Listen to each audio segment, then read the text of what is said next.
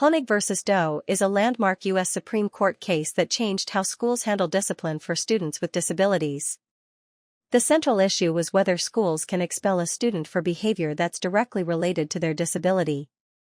The case focused on the stay-put provision of the Education for All Handicapped Children Act, now known as IDEA, which protects a student's right to remain in their current placement during disputes.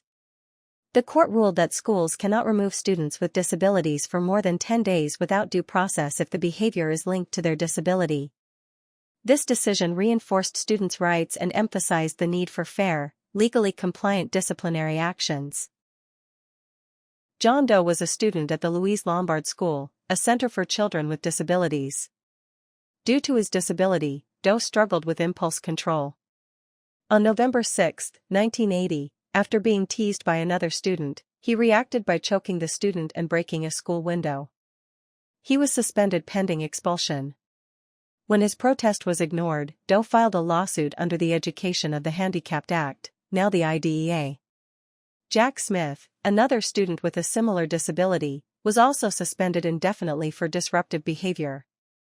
Smith later joined Doe's lawsuit, challenging the school's authority to discipline students for behaviors related to their disabilities. In Honig v. Doe, the plaintiffs were John Doe and Jack Smith, students with emotional disabilities, represented by their parents and disability rights advocates. They challenged disciplinary actions taken by their school after being suspended for behaviors linked to their disabilities. The defendant was Bill Honig, Superintendent of Public Instruction for California, as well as the San Francisco Unified School District.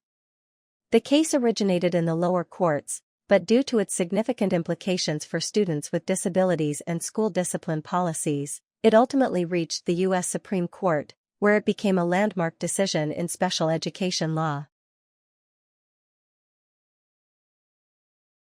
In a 6-2 decision, the U.S. Supreme Court ruled in favor of the students in Honig v. Doe.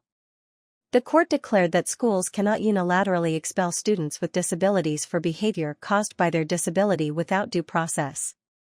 Central to the decision was the stay-put rule, which requires that students remain in their current educational placement while legal disputes are resolved.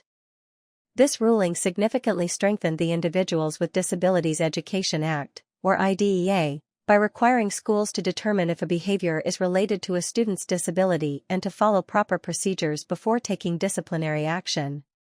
It reinforced the right to education even during disciplinary issues.